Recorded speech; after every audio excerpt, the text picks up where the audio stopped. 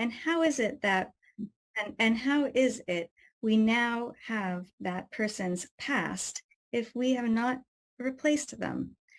Can you, please, if you can, go into detail here, as I've heard it explained before, and still I can't seem to allow it to stick. The reason it's not sticking is that your concept is erroneous in the idea that things are stuck where they are and you're replacing it. Like it's not moving too. Everything moves together. Everything moves at once. You shift, they shift. The idea is that you're all constantly shifting. So nothing is ever standing still.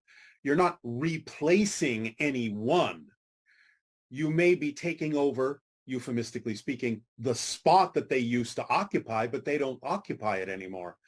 Again, look at a stream or a river. Waves move through it and all of that, and water flows and all of that. But one water molecule is, in a sense, not taking over from another water molecule. The other water molecule that was there a moment ago has moved on downstream. So it's all moving simultaneously. Nothing is being replaced because nothing is standing still to be replaced by something else coming in. Everything is moving simultaneously.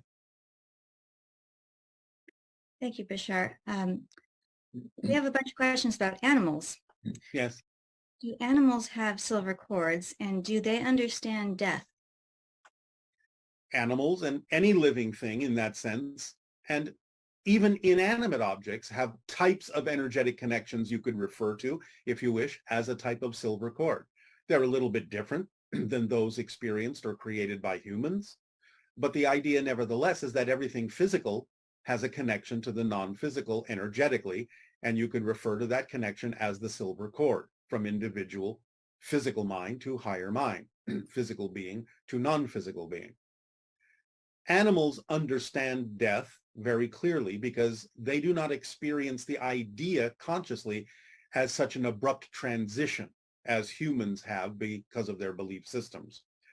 For animals, the idea of what you call physical life and what you call non-physical death is a much smoother transition for most than what many humans believe to be the case. They don't see such a large separation because many of them have the senses to peer into non-physical reality and consider it part of their daily experience as reality. So the shift for them is not seemingly as abrupt as it may be for many humans who hold on to the belief system when they die that non-physical reality is so much different. Physical reality and non-physical reality are very close in vibration because physical reality isn't real. It's just a projection of consciousness. It's just, in a sense, a dream that the non-physical you is having in spirit. Therefore, again, similar to the idea that sleeping physically and waking up physically aren't that much different with regard to what's happening in physical reality. One moment you're lying down and you're focused in a different way, and the next moment you're sitting up and focused in a different way. The transition between physical life and death is only that thin, just like lying down and then sitting up. For animals, it is that smooth. For trees, it is even smoother. For minerals, it is smoother still. No matter how dense a mineral may be, because you consider it to be inanimate, and many humans consider minerals to be unconscious, which isn't the case, they simply use consciousness in a different way, piggybacking on your consciousness to understand themselves as a reflection of your consciousness. For them, even though they seem to be dense physically, they're actually quite close to non-physical reality because they're not interjecting themselves consciously in the same way you are with the idea of the kind of dense thematic experience that humans choose to experience physical reality to be. They are simply there, in a sense, as what you might call background reflections. Things that carry meaning, things that carry information, but because they are pure information, they are not so separated from the idea of non-physical reality, which is all about patterns of information from one point of view. Does that answer your question? Yes. And I have a follow-up question to that. Since it's kind of an easy transition for animals, easier than for humans.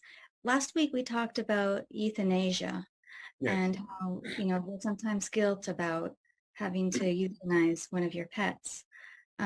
If it's an easy transition, wouldn't the pets just lay down and die when they were ready? If Why it would we? didn't, if it didn't necessarily mean anything for the human to experience that transition, most of them simply would. But again, remember, they are part of your family, and there may be purpose in the human experiencing the transition in the way that it typically happens. It's not just about the animal's transition. It's about what the human also experiences that helps them in their journey by going through that experience with the animal. Okay. So there is a purpose that they experience together when there's this. Everything is an orchestration. There are no accidents. Everything is an orchestration.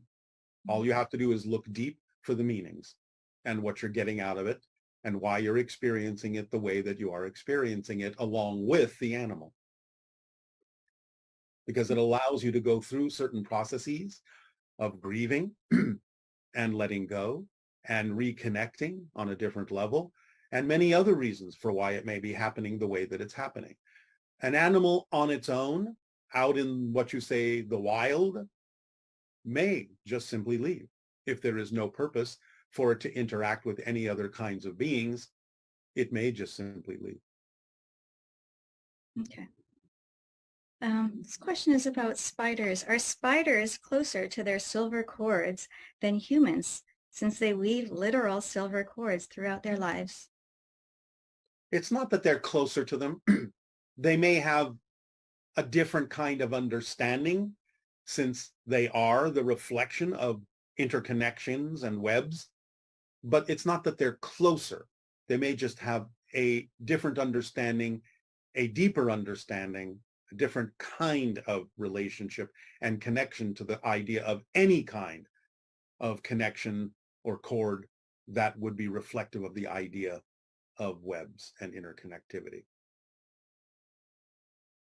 Can cats and dogs communicate with human infants in the womb? Can they sense the silver cords of fetuses? Yes. Okay. It's a longer question, but very good. Scientists today attribute an animal's ability for consciousness and self-recognition through the mirror test, where they see if a given animal can recognize themselves in the mirror. The animals that can do this include bottlenose dolphins, great apes, elephants, and more. However, I intuitively feel as though this isn't a completely accurate measurement for consciousness and self-recognition. What would you say this self-recognition mirror test is actually measuring or showing? And why are some animals capable of it and some are not? And what would be a more accurate test for self-recognition or consciousness? Well, let me put it this way. The mirror test is an accurate test for self-awareness. The idea as to whether or not an animal recognizes itself is not necessarily the end-all be-all for determining self-awareness, because an animal that doesn't necessarily recognize the reflection as itself still may see the reflection as another animal. And for one animal to see something and consider it to be other than itself is still self-awareness. The animal would have to have absolutely no recognition whatsoever of anything in the mirror in order for it to, quote unquote, fail the test of self-awareness. But if the animal sees the image, even if the animal considers it to be another animal, you cannot necessarily consider something to be other and know it is not yourself without a sense of self-awareness. The animals that do recognize themselves in the way that humans do in a mirror simply have stronger connections to the idea of the expression of human consciousness, whereas other animals may not necessarily have such a strong connection to the expression of human consciousness in the way that humans experience it. But the idea of the mirror test is accurate for recognizing self-awareness as long as the animal either recognizes itself or thinks that the reflection is another animal. Both are indications of self-awareness as opposed to what's in the mirror or in conjunction with what's in the mirror. Both are the result of self-awareness. And in that sense, the scientists are mistaken that non-recognition of self somehow fails to indicate self-awareness. So both do indicate self-awareness and therefore is accurate on that level. Yes, because I noticed my cat notices herself in the mirror, but I don't know if she knows it's her or another cat. It doesn't matter because, again, even recognizing something as other than the self is a recognition of the self. Right. Otherwise, there would be no recognition of anything. Right.